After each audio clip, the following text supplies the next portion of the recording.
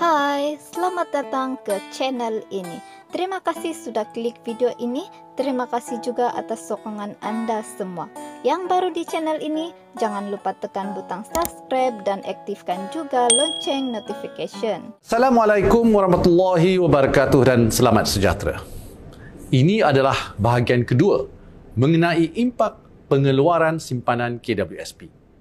Wakil-wakil Kesatuan Pekerja seperti MTUC dan NUP serta pelbagai pihak telah tampil dan menyuarakan bantahan terhadap pengeluaran tambahan KWSP. Rata-rata mereka tidak bersetuju dengan pengeluaran tambahan air citra kerana mereka faham impak buruknya kepada kebajikan Hari Tua Pencarum. Secara ringkasnya, jika pengeluaran tambahan dibenarkan lagi, KWSP perlu menjual pelbagai bentuk pelaburan untuk menampung langkah tersebut. Bila pelaburan kurang, maka dividen untuk para pencarum secara automatik akan menjunam. Kos pinjaman bagi seluruh keluarga Malaysia, tidak kira individu, syarikat mahupun kerajaan, akan meningkat. KWSP merupakan antara pelabur terbesar di pasaran modal negara dan penjualan pelaburan mereka akan menyebabkan kecairan berkurangan.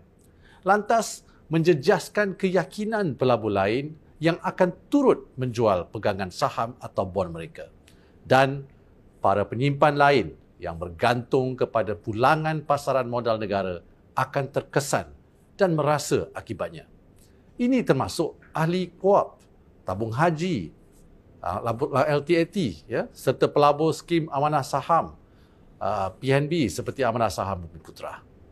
Saya tahu ada pihak yang menafikan kesan ini susulan pengumuman KWSP mengenai keuntungan pelaburan mereka baru-baru ini. Pihak tersebut telah menyatakan bahawa dengan caruman ahli yang diterima oleh KWSP setiap bulan, pegangan mereka dalam pelaburan di pasaran kewangan atau money markets serta langkah yang boleh diambil oleh bank negara melalui Unconventional Monetary Policy atau UMP akan memastikan tiada masalah kecairan di dalam pasaran modal kita. Saya ingin menegaskan bahawa dakwaan ini adalah kurang tepat kerana keuntungan 48 bilion ringgit KWSP yang baru diumumkan diperolehi daripada dividen yang diterima melalui pegangan saham serta aktiviti perdagangan atau trading di pasaran modal. Semua ini untuk memastikan tunai yang mencukupi untuk pengeluaran air lestari, air sinar dan air citra serta pengeluaran biasa bagi ahli yang lebih 55 tahun dan juga pengeluaran akaun 2 untuk perumahan, pendidikan, perubatan dan lain-lain. Dari Januari hingga September 2021, pengeluaran biasa ini sudah hampir 34 bilion ringgit. Bersama-sama pengeluaran air lestari, air sinar dan air citra, KWSP telah menyalurkan hampir 110 bilion ringgit kepada ahli sepanjang tempoh tersebut. Ini adalah jauh lebih tinggi berbanding jumlah caruman yang masuk sepanjang tempoh yang sama, iaitu sekitar 51 bilion ringgit. Dari segi pegangan KWSP di pasaran money markets, di bawah alokasi aset strategik atau SAA, KWSP perlu mengekalkan sekurang-kurangnya 3% daripada portfolionya secara tunai atau aset yang bersamaan tunai. Ini amatlah penting untuk memastikan tunai yang mencukupi untuk pengeluaran biasa setiap tahun. Berkenaan dasar monetary bukan konvensional atau UMP, negara-negara maju mengambil pendekatan tersebut apabila kadar faedah sudah pun di tahap sifar atau menghampiri 0%. Sebagai contoh, kadar faedah di UK adalah 0.25%, manakala US pula adalah 0.125%. Di Jepun pula, kadar faedah adalah negatif 0.1%.